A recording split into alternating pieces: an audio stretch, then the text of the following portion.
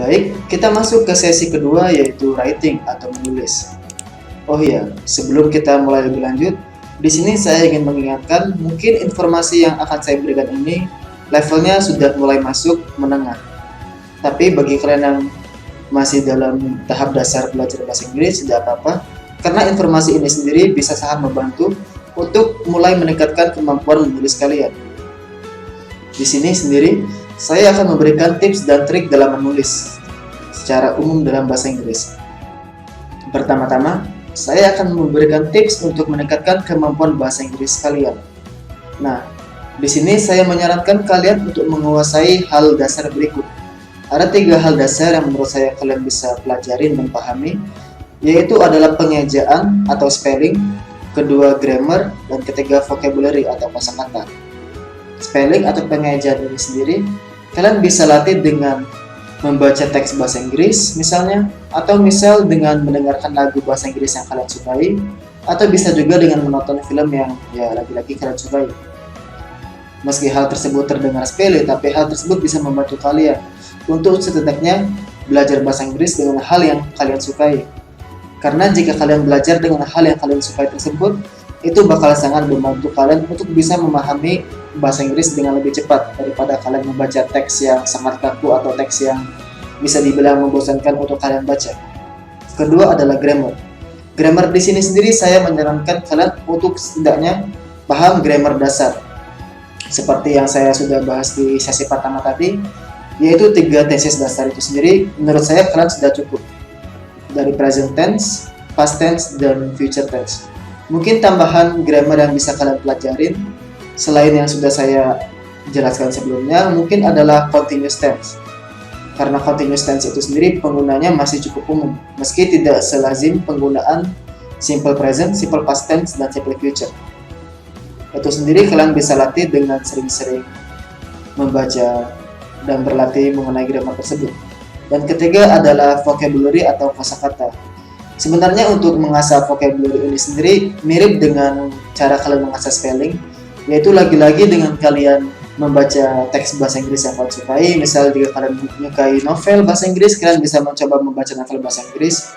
Mungkin seperti Percy Jackson series atau Harry Potter series, karena menurut saya itu adalah 2 series yang cukup terkenal dan juga mempunyai kosakata bahasa Inggris yang bisa dibilang cukup bagus.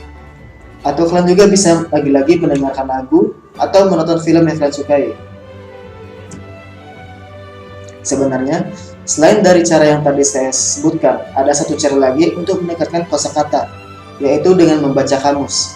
Tetapi, mungkin membaca kamus itu sendiri terasa cukup membosankan ya, karena kalian hanya membaca kata-kata tanpa ada sesuatu hal yang menarik. Jadi, saran saya utamanya kalian bisa cukup membaca teks atau dengan tadi menonton film dan mendengarkan lagu. Untuk membaca kamus sendiri itu boleh. Misalnya kalian ketemu satu kata yang kalian tidak paham, terus kalian buka aja kamus, terus kalian bisa tahu oh ini artinya ini. Terus kalian bisa aplikasikan di tulisan kalian nanti. Itu. Jadi untuk tips dasar, saran saya kuasai atau pahami setidaknya 3 hal ini, karena dengan menguasai 3 hal ini kalian sudah bisa mengeksplorasi kemampuan writing kalian, atau lebih tepatnya mengeksplorasi kemampuan bahasa Inggris kalian. Kurang lebih seperti itu. Nah, di sini sendiri selain menguasai 3 hal tersebut, ada satu writing tips yang menurut saya sangat penting, atau bisa dibilang bakal sangat membantu jika kalian melakukan hal tersebut, yaitu membuat outline. Outline itu apaan sih? Jadi outline itu bisa dibilang dalam bahasa Indonesia berarti kerangka tulisan, yang dimana fungsi dari outline atau kerangka tulisan itu adalah untuk memudahkan kalian dalam menulis. Jadi kalian tahu apa sih topik utama yang akan kalian bahas dan poin-poin apa yang ingin kalian jabarkan. Fungsi dari outline ini sendiri agar tulisan kalian tidak melenceng dari topik. Misalnya nih kalian bahas soal smartphone atau telepon pintar. Nah, di situ dengan kalian menulis outline, kalian cuma akan membahas hal-hal seputar handphone atau smartphone atau telepon pintar tadi. Kalian gak melenceng. Jadi, contoh melenceng itu seperti apa sih? Kurang lebih seperti ini. Misal kalian di awal tulisan, kalian pengen bahas soal dampak telepon pintar bagi kesehatan. Tapi di tengah-tengah kalian malah bahas game online atau semacamnya, dan kalian tidak kaitan itu dengan kesehatan. Misal kalian bahas dampak smartphone buat kesehatan adalah ini. Terus nanti di paragraf ketiga kalian bahas beberapa game online di HP itu sangat terkenal. Itu sudah melenceng dari topik, karena kalian topiknya hanya membahas soal handphone dan kesehatan, bukan membahas video game yang terkenal di handphone. Jadi fungsi outline itu sendiri untuk membatasi agar tulisan kalian itu tidak keluar dari topik. Kurang lebih seperti itu. Nah, membuat outline atau kerangka tulisan yang bagus itu seperti apa sih? Kurang lebih seperti ini. Jadi, outline yang bagus itu setidaknya terdiri dari apa aja sih? Menurut saya, outline yang bagus itu setidaknya terdiri dari 3 hal. Pertama adalah topik, kedua adalah topik utama, dan ketiga adalah poin pendukung. Halo, di sini saya ingin menyampaikan sedikit informasi dan juga klarifikasi bahwa yang dimaksud dengan topik sentence di sini sebenarnya adalah thesis statement, dan thesis statement itu sendiri berbeda dengan topik sentence. Thesis statement ini sendiri adalah 1 atau 2 kalimat yang berisi mengenai topik, klaim, alasan yang akan dibahas pada esai atau pada tulisan tersebut. Sedangkan topik sentence adalah kalimat utama yang terletak di awal setiap paragraf.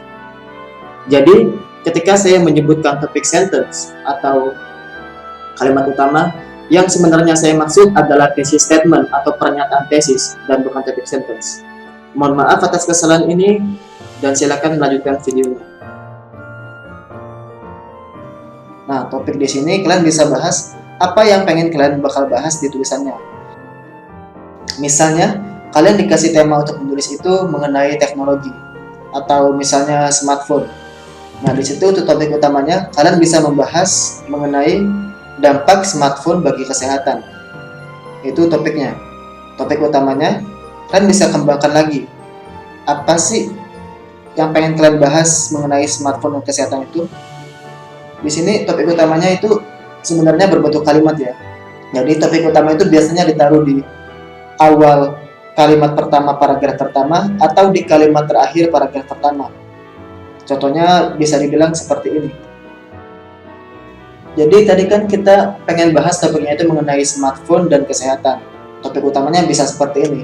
Smartphone bisa berdampak buruk bagi kesehatan jika digunakan berlebihan karena bisa merusak mata, bisa mengganggu fokus, dan bisa mengganggu jadwal tidur. Itu contoh saja ya. Terus yang ketiga adalah poin pendukung atau dalam bahasa Inggrisnya itu sendiri disebut supporting details. Di poin pendukung ini sendiri, kalian bakal bahas kenapa sih topik utama kalian itu seperti itu? Masih bingung? Contohnya seperti ini. Nah, misalnya seperti ini ya. Misalnya saya ingin menulis mengenai globalisasi, dan di topik sentence-nya atau di topik utamanya saya membahas globalisasi memiliki beberapa dampak positif yang bisa berguna bagi masyarakat umum.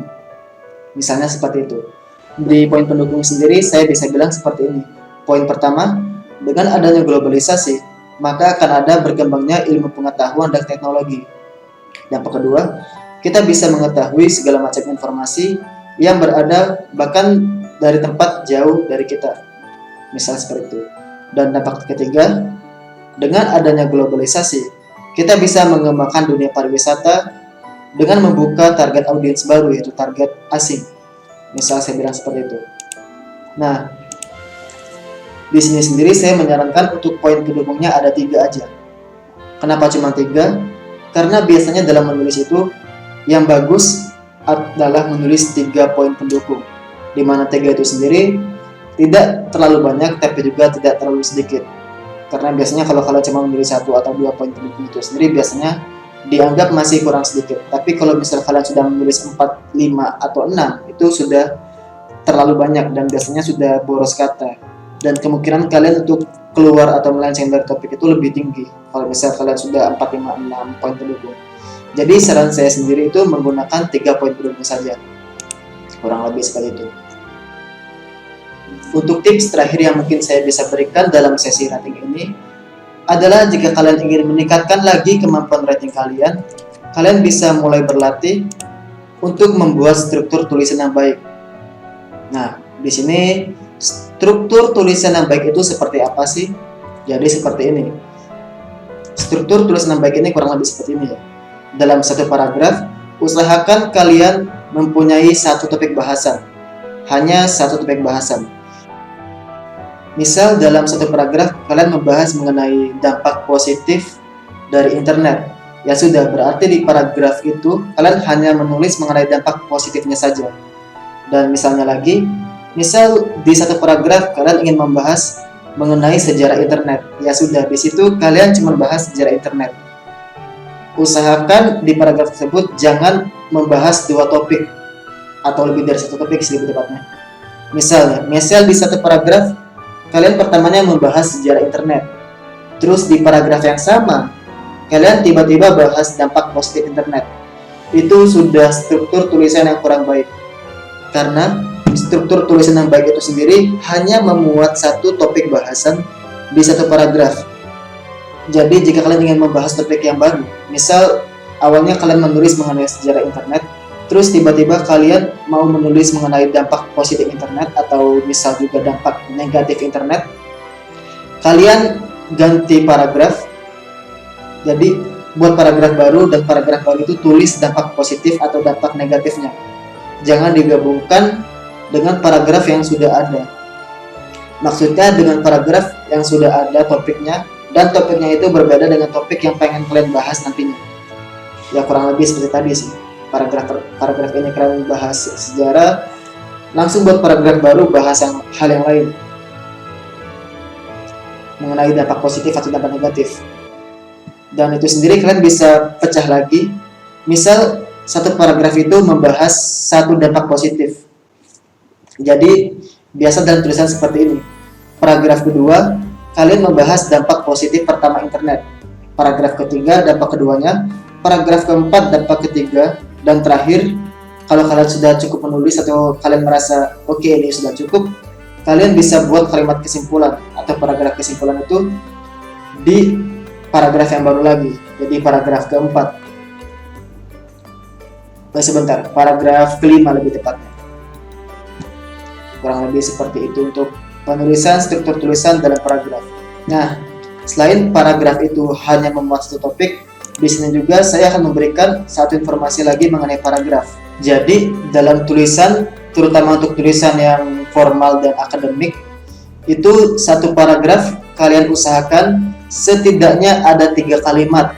Itu setidaknya, dan maksimal biasanya ada di angka 10.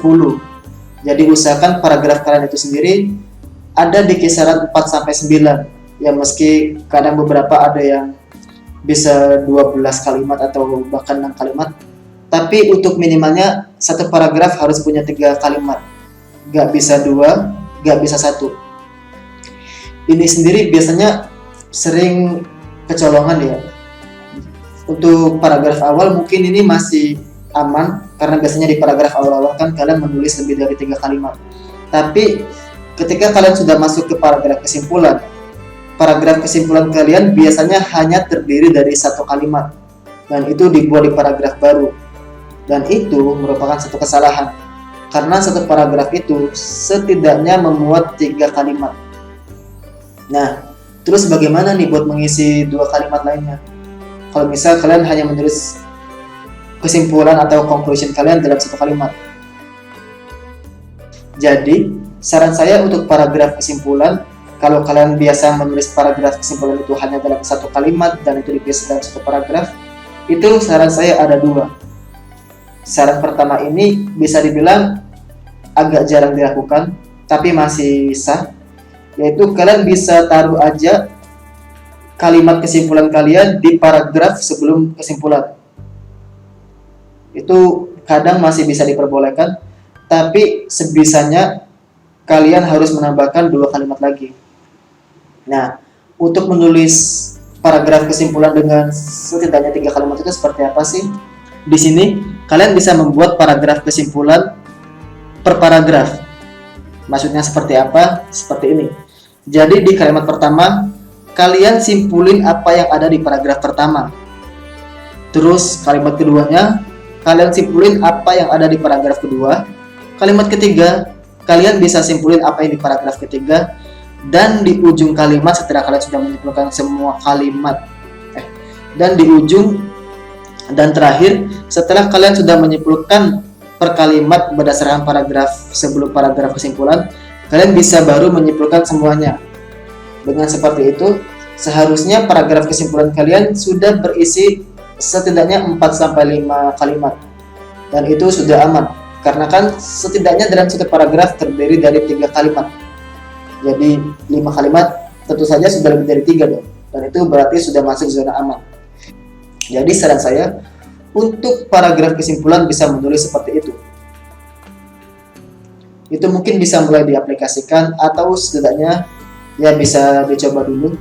Kalau misalnya kalian kesulitan untuk tahap awal masih tidak apa-apa, apalagi kan kita masih tahap belajar, jadi tidak apa-apa jika kalian masih merasa kesulitan atau bingung mau mengisi paragraf kesimpulan dengan 3 kalimat atau lebih. Tapi usahakan untuk coba terus berlatih, karena ketika kalian sudah menulis dalam bentuk akademik bahasa Inggris yang formal, misalnya kalian menulis untuk keperluan beasiswa ke luar negeri, karena biasanya untuk mengikuti beasiswa ke luar negeri itu sendiri kalian harus mengirimkan tulisan yang berbentuk paragraf, dan itu pasti ada kesimpulan, dan itu tulisannya berbentuk akademik. Jadi kalian harus menulis 3 kalimat di paragraf terakhir juga. Nah, itu sendiri sangat penting. Jadi saran saya dicoba dulu. Tahap awal kalian kesulitan tidak apa-apa karena masih belajar, tapi usahakan kalian coba ikuti aturan ini. 1 paragraf 3 kalimat, 1 paragraf 1 ide pokok, dan kedepannya harusnya untuk rating kalian bakal meningkat secara perlahan dan secara signifikan. Kurang lebih seperti itu. Baik, mungkin untuk sesi writing cukup segini. Kita lanjutkan ke sesi ketiga, yaitu sesi reading.